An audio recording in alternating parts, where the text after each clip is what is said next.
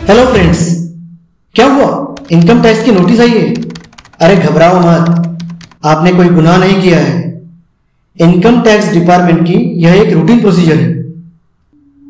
आपने जो IT return file किया है उसे एक कंप्यूटराइज प्रोग्राम से फॉर्म 16 या 26S के डाटा से कंपेयर किया जाता है। उसमें अगर कुछ डिफरेंसेस है तो ऑटो जनरेटेड प्रोग्राम के जरिए नोटिस आती है।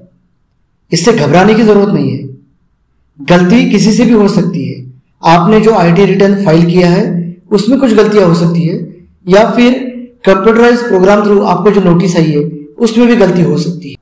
आईटी रिटर्न हम इसीलिए फाइल करते हैं कि फॉर्म 16 में कुछ चीजें जो छूट गई है, जैसे कुछ इनकम ऐड करना या फिर कुछ डिडक्शन इंक्लूड करना, तो वो सब करेक्शन हम आईटी रिटर्न में करते हैं।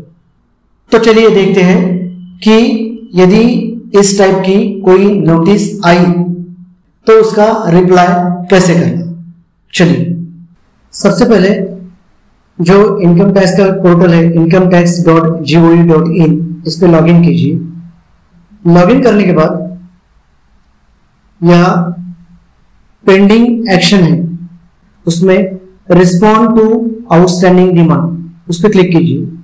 क्लिक करने के बाद एक विंडो ओपन होगी जिसमें आपने जो आईटीआर फाइल किया है उसके अगेंस्ट में जो नोटिस आई है वो उसका डिटेल्स दिया होगा। डिटेल्स आप डाउनलोड कर सकते हैं।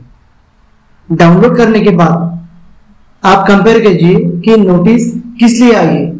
वहां पे एक ऑप्शन है सबमिट रिस्पॉन्स, उस पर क्लिक कीजिए। उस पर क्लिक करने के बाद 3 ऑप्शन आएंगे। उसमें से पहला है if the demand is correct and you have not paid already, यानी डिमांड आपको एक्सेप्टेबल है पर आपने पैसे पे नहीं किए तो पे करने पड़ेंगे।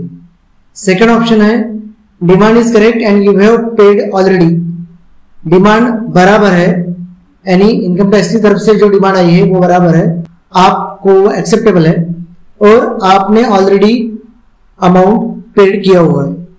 यदि आपने ऑलरेडी अमाउंट पेड किया हुआ होगा तो उसका जो चालान रहता है वो आपको एडिट करना पड़ेगा और सबमिट करना पड़ेगा। थर्ड एंड मोस्ट इंपॉर्टेंट कि इनकम टैक्स की तरफ से आपको जो आउटस्टैंडिंग डिमांड आई है उससे आप सहमत नहीं हो, यानी सेटिस्फाइड नहीं हो, तो उसके रिस्पॉन्स के लिए यहाँ पे जो सेकंड ऑप्शन दिया हुआ है डिसएग्री विद द डिमांड, उस पर क्लिक कीजिए। क्लिक करने के बाद यहाँ पे नीचे ऐड रीजन दिया हुआ है, वहां पे क्लिक कीजिए।